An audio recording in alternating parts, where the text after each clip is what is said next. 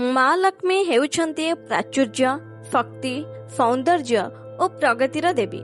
ନବରାତ୍ରି ଓ ଶୁକ୍ରବାର ପୂଜା ମାଙ୍କ ଆରାଧନା ପାଇଁ ସର୍ବୋତ୍ତମ ଅଟେ। ଏହି 8ଟି ଉପାୟ ମାଧ୍ୟମରେ ଲକ୍ଷ୍ମୀଙ୍କର ପୂଜା କଲେ ସେ ସନ୍ତୁଷ୍ଟ ହେବା ସହିତ ଆଶୀର୍ବାଦ କରିଥାନ୍ତି ବୋଲି ବିଶ୍ୱାସ କରାଯାଏ। ହିନ୍ଦୁ ଧର୍ମରେ ବିଶ୍ୱାସ ରହିଛି, ମା ଲକ୍ଷ୍ମୀ ଯାହାଙ୍କ କାନ୍ଧରେ ବସନ୍ତି ବା ଯାହାଙ୍କ ଘରେ ବିଜେ ହୁଅନ୍ତି ସେହି ଘରଟି ପ୍ରାଚୁର୍ଯ୍ୟରେ ଭରି ଉଠେ। ସେଥିପାଇଁ ପ୍ରତି ହିନ୍ଦୁ ଘରେ ମା ଲକ୍ଷ୍ମୀଙ୍କର ପୂଜାର୍ଚ୍ଚନା ସୁନିଶ୍ଚିତ ହୋଇଥାଏ। ମା ଲକ୍ଷ୍ମୀ ହେଉଛନ୍ତି ପ୍ରଭୁ ବିଷ୍ଣୁଙ୍କର ପ୍ରାଣ ପ୍ରିୟା ପତ୍ନୀ। ପୁରାଣ କୁହେ, ପ୍ରଭୁ ବିଷ୍ଣୁ ସବୁ ଯୁଗରେ ନୂଆ ନୂଆ ଅବତାରରେ ସର୍ବଦା ମା ଲକ୍ଷ୍ମୀଙ୍କର ସ୍ୱାମୀ ଭାବରେ ରହିଆସିଛନ୍ତି। ଗୁରୁବାର ହେଉଛି ମା ଲକ୍ଷ୍ମୀଙ୍କର ବାର, କିନ୍ତୁ କେତେକ ଯୁକ୍ତି କୁହେ ମା ଲକ୍ଷ୍ମୀଙ୍କର ପୂଜାର୍ଚ୍ଚନା ପାଇଁ ଶୁକ୍ରବାର ମଧ୍ୟ ଏକ ସୁନ୍ଦର ଅବସର। ହିନ୍ଦୁ ଧର୍ମର ପଣ୍ଡିତମାନେ କୁହନ୍ତି, ଏହି 8 ଗୋଟି ଉପାୟରେ ଆରାଧନା କଲେ ମା ଲକ୍ଷ୍ମୀ ଖୁସି ହୋଇଥାନ୍ତି। ପ୍ରଥମ, ଘରେ ଲକ୍ଷ୍ମୀପାଦ ଆଙ୍କନ୍ତୁ। ଘରେ ମା ଲକ୍ଷ୍ମୀଙ୍କ ଉପସ୍ଥିତି ହିଁ ଆମକୁ ତାଙ୍କ ମନସ୍କ କରିଥାଏ। ସେଥିପାଇଁ ପଣ୍ଡିତମାନଙ୍କ ପରାମର୍ଶ ହେଲା, ପୂଜା ଘରେ ମା ଲକ୍ଷ୍ମୀଙ୍କ ପାଦପଦ୍ମ ଆଙ୍କନ୍ତୁ। ଏହାଦ୍ୱାରା ପ୍ରତୀତ ହେବ ଯେ ଆମେ ମାଙ୍କୁ ଆମ ଘରକୁ ସ୍ୱାଗତ କରୁଛେ। ଏହାଦ୍ୱାରା ପ୍ରଭୁ ବିଷ୍ଣୁ ମଧ୍ୟ ଆମ ଘରକୁ ଆସିଥାନ୍ତି। କାରଣ ମା ଲକ୍ଷ୍ମୀ ଓ ଭଗବାନ ବିଷ୍ଣୁ ଗୋଟିଏ ସ୍ଥାନରେ ଅବସ୍ଥାନ କରିଥାନ୍ତି। ସେମାନେ ଅଲଗା ରୁହନ୍ତି ନାହିଁ।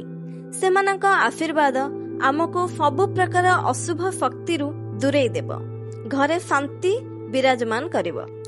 ଦ୍ୱିତୀୟ, ଲକ୍ଷ୍ମୀ ଗାୟତ୍ରୀ ମନ୍ତ୍ର ଉଚ୍ଚାରଣ କରନ୍ତୁ।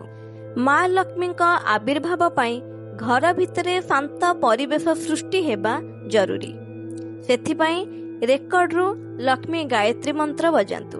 କୁହାଯାଏ, ଦୈନିକ ଲକ୍ଷ୍ମୀ ଗାୟତ୍ରୀ ମନ୍ତ୍ର 108 ଥର ବଜେଇଲେ ବା ଶୁଣିଲେ ମା ଲକ୍ଷ୍ମୀ ସନ୍ତୁଷ୍ଟ ହୁଅନ୍ତି ଓ ଘରେ ସକାରାତ୍ମକ ପରିବେଶ ସୃଷ୍ଟି କରିଥାନ୍ତି।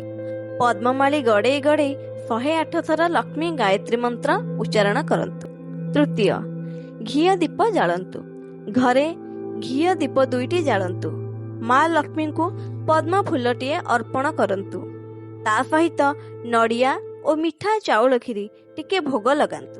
ଚତୁର୍ଥ, ପଦ୍ମ ଆକୃତିରେ ଦୀପ ଜାଳନ୍ତୁ। ମା ଲକ୍ଷ୍ମୀ ପଦ୍ମ ଉପରେ ଉପବେଶନ କରନ୍ତି। ତେଣୁ ପ୍ରତି ଶୁକ୍ରବାର ଏକ ମାଟି ଘିଅ ଦୀପ ଜାଳନ୍ତୁ, ଯେଉଁଥିରେ ବଳିତା ଗୁଡ଼ିକୁ ପଦ୍ମ ଫୁଲ ପରି ସଜେଇଥିବେ। ପୁରା ଦୀପଟି ପଦ୍ମଫୁଲ ଆକୃତି ପରି ଦିଶୁଥିବ। କୁହାଯାଏ, ଏହା ଆମକୁ ବସ୍ତୁଗତ ଭାବରେ ସଫଳତା ଆଣି ଦେଇଥାଏ। ପଞ୍ଚମ, ଘରେ ଶଙ୍ଖ ଓ କଉଡ଼ି ରଖନ୍ତୁ। ଘରେ ଶଙ୍ଖ ଓ କଉଡ଼ି ରଖିଲେ ଏହା ସକାରାତ୍ମକ ପରିବେଶ ସୃଷ୍ଟି କରିଥାଏ। ମାତା ଲକ୍ଷ୍ମୀଙ୍କର ପୂଜାର୍ଚ୍ଚନା ପାଇଁ ପୂଜା ଘରେ ଏକ ଦକ୍ଷିଣାବର୍ତ୍ତୀ ଶଙ୍ଖ ରଖନ୍ତୁ। କୁହାଯାଏ, ମାତାଙ୍କର ଆଶୀର୍ବାଦ ଏହି ଶଙ୍ଖ ମାଧ୍ୟମରେ ଆସିଥାଏ।